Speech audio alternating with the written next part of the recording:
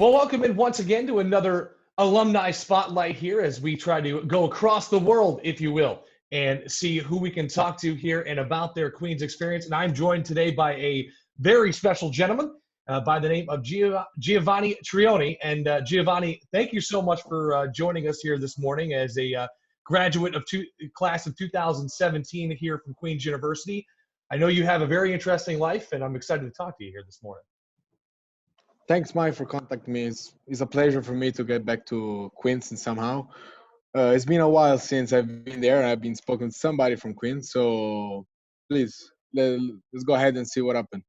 All right. Well, that's great. I mean, we talked about kind of you have an interesting life here, especially since you left Queens. But at Queens, let's start back at the beginning, where you will take a deeper dive into your life in just a minute. But you were a golfer here at Queens, and my first question to you is, what drew you to Queens, the Queens family, and to the sport of golf?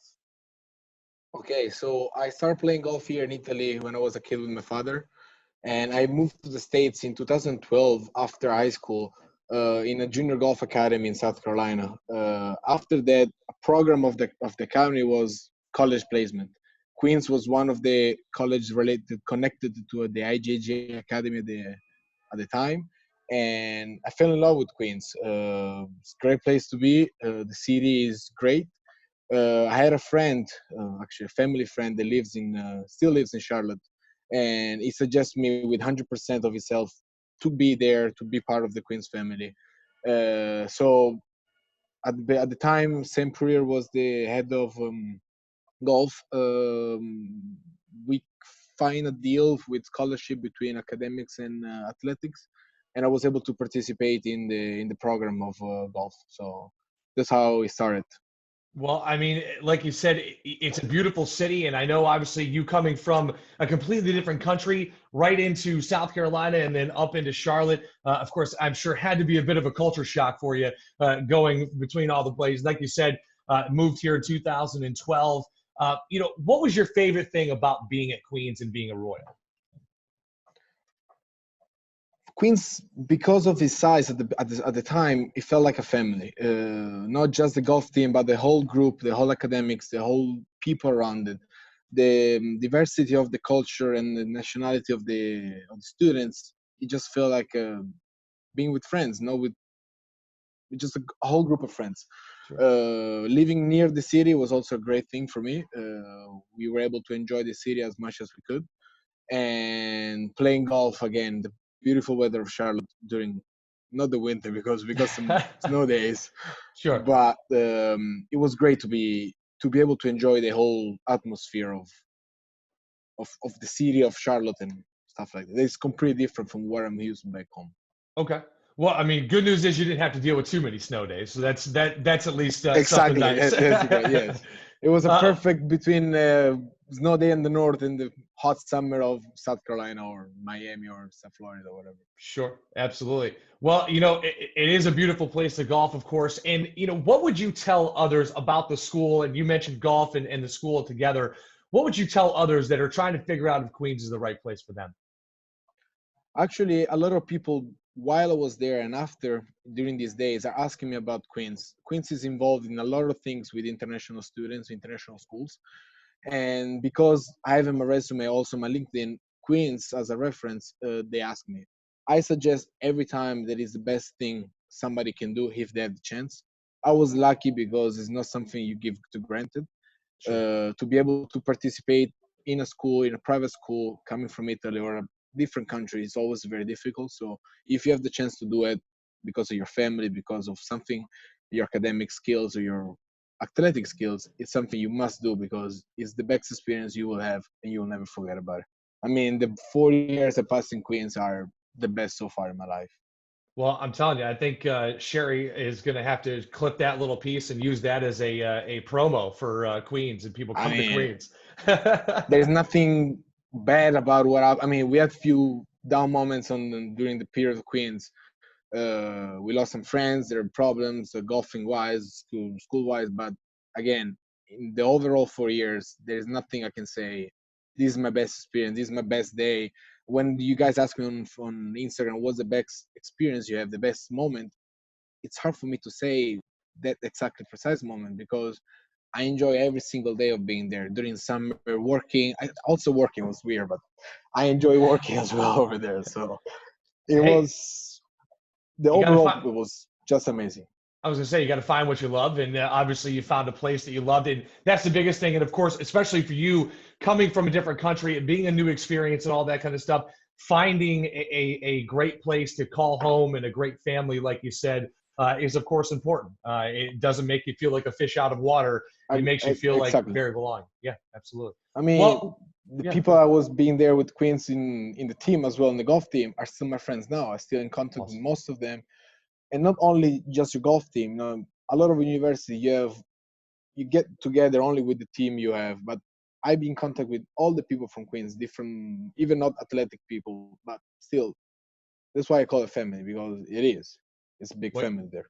you make those long lasting relationships, and that's awesome to hear. And of course, that's a Yes, big thing agree. about Queens is not just the community service, but like you said, becoming a family and strengthening that family and your network beyond school, as becoming just people that are just downright good friends of yours, that you're able to continue on. Exactly.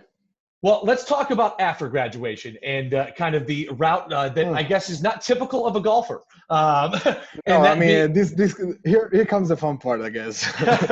well, it's a fun part for me because it's such an interesting story. So you leave school and you become a stock car racer, and now you are in. Yes. Now you're competing at the EuroNascar 2 level.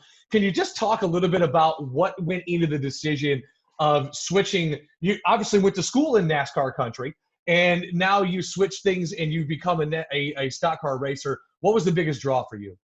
Okay, let me give a step back first. My Sure. father used to be a race car driver when he was younger, Mhm. when he was about my age.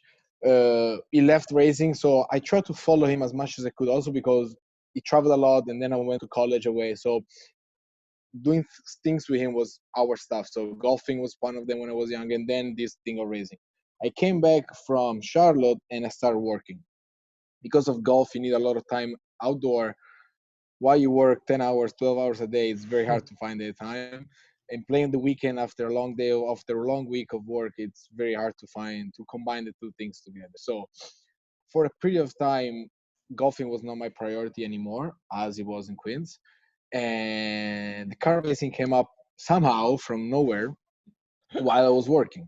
I had the opportunity again, luckily, because we found some good sponsors, to be able to start doing some testing for the NASCAR. NASCAR is brought here many years ago from a guy actually from Charlotte. That's why I got connected again with Charlotte in another time, Awesome. because as you know, the NASCAR headquarters is there. He's in Hmm. downtown Charlotte. So we have few people over from Charlotte here, managing the NASCAR, EuroNascar, and all the members from Queens came back again, the new Queens, and a lot of people over here. And last year, I competed as my first official EuroNascar championship for the Elite Two, and it went pretty well. I finished around the top 10.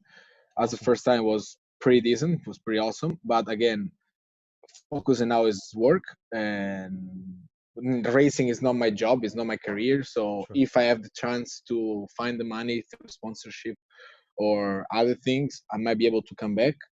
COVID is it as well, so you ruined, let's call it this way, our goals for this year of racing. So at the moment, we are not planning on racing again, but still, it's something it can come up somehow to Sure. for the future for this year. Let's see this. Well, let me ask you this. I mean, obviously, balancing the stock car racing and a full-time job. What is it you're doing now in terms of full-time job, and how do you come up with that sort of balance? I know you only had the 1 year on the Euro NASCAR level, but you've been racing before that. So how do you balance work and the stock car racing? I mean, coming from Queens, where you're able to focus yourself in school and golf, finding both time to do both things, it was easier, let's say this way, for the work environment. Um, Finding the time, because racing, it takes not the whole day. You can take not every day. You can, let's call it, practice once in a while. You have the test day where you focus the whole day from morning to night on that, so you don't have to spend a lot of time doing that. The weekends are mostly free from work, so you can use that to travel for races, because all the races are on the weekend, and practicing as well, so testing the car. Um, it's hard because I spend most of my holiday time for racing, my Sure. free day for racing. Yeah. But again, it's something I love to do it, especially now during the last few years. So I was able to find the time and connecting. My boss was agreed on this as well, so I was lucky about that too. So what career do you have now in terms of what's your full-time job? Okay, now I live in Switzerland, in Lugano, and I work in a bank as a not complete IT department, but we follow the project management of the Okay. company. So every changes around the company are followed by our team. We implemented the ERP system called SAP. You probably heard about it. Sure. And we see how the things going and see new processes to be able to change the company to keep at the same level of other bank or through the process of changing IT through the years. Well, I want to go back to the racing idea of things, and you mentioned it earlier. In terms of the relationship with your father, Moro, and it's so cool because now you have the opportunity to be on the same racing team as him, and you guys actually share a car through, I believe it's Cal Racing. But Exactly. that's got to be such a special experience. Can you talk a little bit about that? Okay, so uh, before doing this last year, especially, it was something we did together, but it was most focused on racing. I was testing the car, I was practicing with him, was not sharing the car officially. Mhm. So my last name is Trione. So we picked the number 31. That is basically the how Sure. you write in between English and Italian. Awesome. So the 31 car was actually the first time racing together in European Championship with a lot of great people. There's drivers. Jacques Villeneuve, ex Formula One champions, was racing against us. Other great drivers were there, and it was great to see both names on the car, sharing the numbers, sharing the car, sharing the experience. So getting off the car after a long day and talking between us to understand the positives or the good feelings about the car, the bad feeling, what to change. It was pretty amazing, especially the traveling, the sharing, the whole kind or the whole group of people with the team, with the car racing team. Again, it felt like another family if you see as a family point of view. Yeah, absolutely. And I know I found an interview that your father did a couple of years ago, especially right as you were making the transition from the Club Challenge up to the Exactly. EuroNascar 2 circuit. And I know he had talked about how he went through a cancer scare and how that allowed him to see life in a little bit different way, and how special it is for him to be in the same car as you, and to work that close in close proximity. Because it's funny, it seems though, I know you said you followed him around a lot, but he credits you with a lot of why he went back into stock car racing after so long, from when he left the first time to golfing. So can you just talk about the relationship with your father, and just kind of how special it's been over these last couple of years, and obviously into the future now? I mean, it's always been a great relationship with the both of us. At the beginning, when I was younger, he was traveling a lot for work. For me to be able to do a lot of things afterwards. So at the beginning, I was not aware of this. So I was trying to spend most of the time playing golf, any kind of sport wide, because he's a sportman as himself. Then what happened a few years ago? Yeah, he had a cancer. So out of nowhere, we got a call. I was at work. It was a Thursday afternoon or Friday morning. I don't remember very well. I got a call say, "Hey, this is what happened. I'm gonna go in surgery Monday or Tuesday. Come back home," because I was living in Rome. They were living here in Lugano, and things coming up in your head. Things changes a lot. Sure. One day you hear, one day you cannot. It's hard to. It's a bad thing to waste your time, especially with your family, doing Mhm. fights or not spending the time together when you have the chance. So from that day, we started deciding, okay, life is short, can be short, money comes and goes. So if you have the chance to do it again, let's do it. We went to race together, traveling again around the world for the racing. Now we do mountain biking together. There Awesome. is a lot of things that we connect. Windsurfing during summer. Again, it's all related and connected to sport, but we try to do as much as we can together. It's not, oh no, today I cannot, oh I have work, or maybe I get hurt. The thing is out of the way because after what happened, you say I need to enjoy every time, every single second of my life, and I'm following that idea of life as well, even if fortunately nothing happened to me yet. Well, I think one of the coolest things I read in that interview was talking about how everything came full circle. And he remembers back in, 1994 when you were born and he was testing a Ferrari F40 at the Yes. time, ended up packing up. And then the very next year, there you are with him on the podium at a Super Turismo race in Italy. So it's so cool to see how everything came full circle. And he credits you going to Charlotte and that being kind of your basis of the love of NASCAR coming your way. And of course, now being on the EuroNascar tour, that's got to be so much fun for you in terms of just coming full circle and starting and understanding that race life and then moving on, to golf and then now coming back to racing. I mean, just amazing how he excluded me from the race car event, a race car, let's say, job or sport, because danger of it was at the beginning, and Yeah. the money prize, it's cost a lot of money. So he says, now you grew up, you're not going to race anymore in your life. So we tried to do different things. Studying was one of the most important, golfing and all things like that. But afterwards, after what happened to him, it was like, why would you stay here and waste time, and maybe we can have fun doing race car again. So we had the chance to come back, and the circle was closed, as you said. I started with my last time I was in race circle was when I was born with him on the podium, and then I came back after 25, 26 years, Wow. actually in the seat of a race car of a NASCAR as well. So coming back from Queens, coming back from Charlotte, it was all happens by itself with nothing to do with what we looked for. We didn't look for racing a NASCAR. We didn't look to race together. It just happened, and we just went with it. Well, let's talk about this. I mean, obviously, jumping from the Club Challenge level up to the Euro NASCAR 2 level, I realize it's a significant jump in talent that you're racing against as well. And you alluded to it earlier. How did the first season go in that in terms of getting used to that kind of racing? I mean, the lead club was just, let's say, a testing part of it. It was a regularity events, so you have to keep the same time over laps and laps and laps, and to have small gaps between the different laps you do. So you don't push the car to the limit.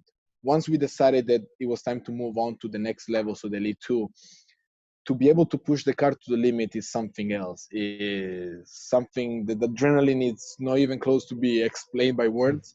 It is great, especially because something that, from what happened to my father when he used to race, is something you have in your blood. I don't know how to explain, but it's something that you can learn. It's something that you can practice too much. It's something that you have or you don't.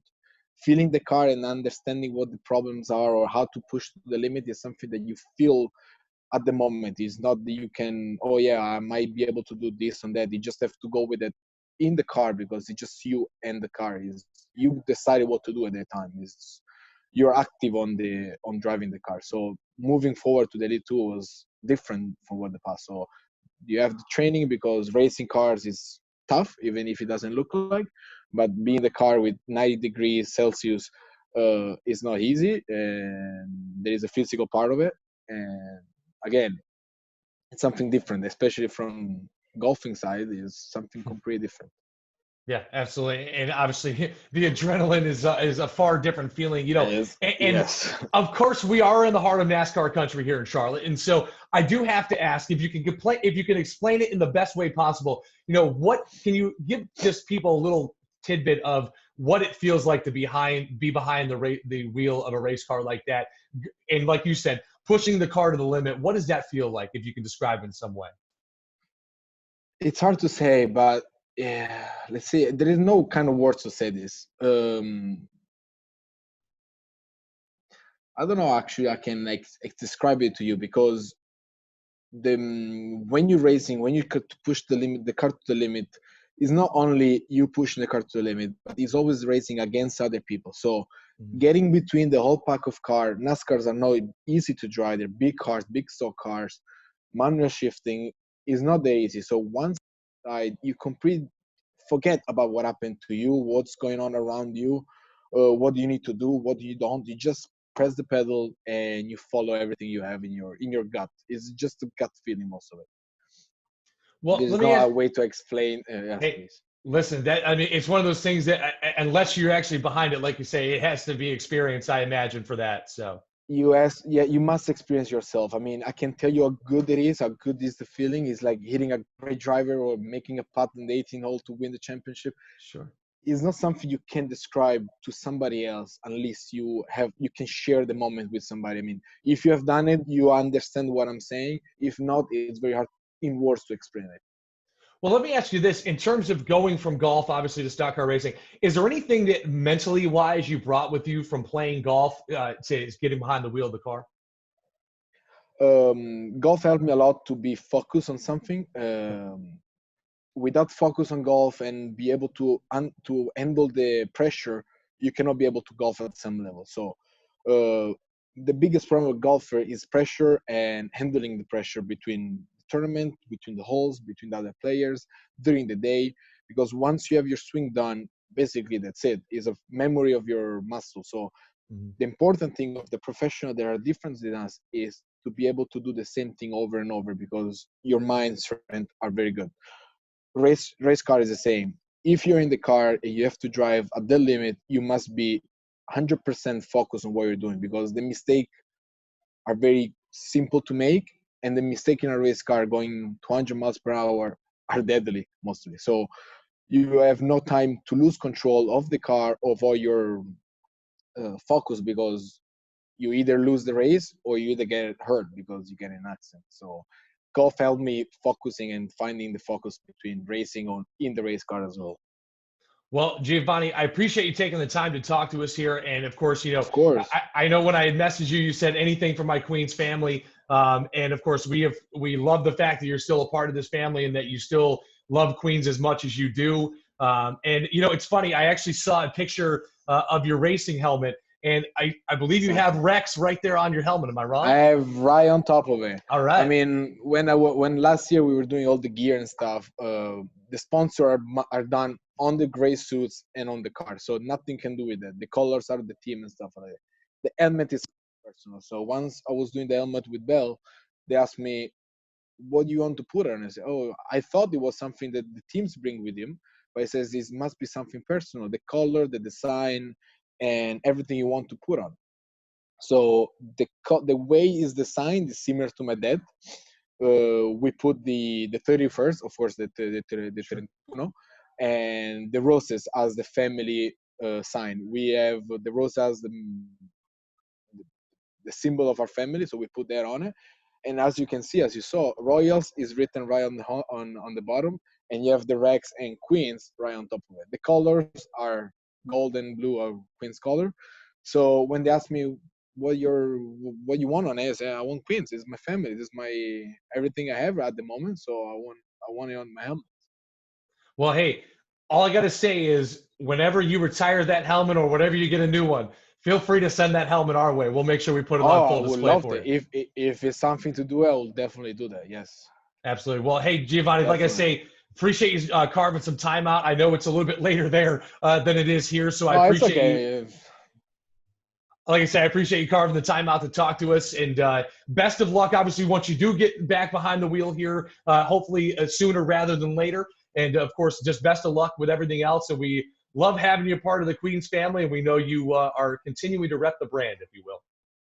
Yes, sir. Thank you, Mike, for your time. Thanks for contacting me. It's always a pleasure to give back somehow to Queens, because once a Royals, always a Royal. So thank you. Absolutely.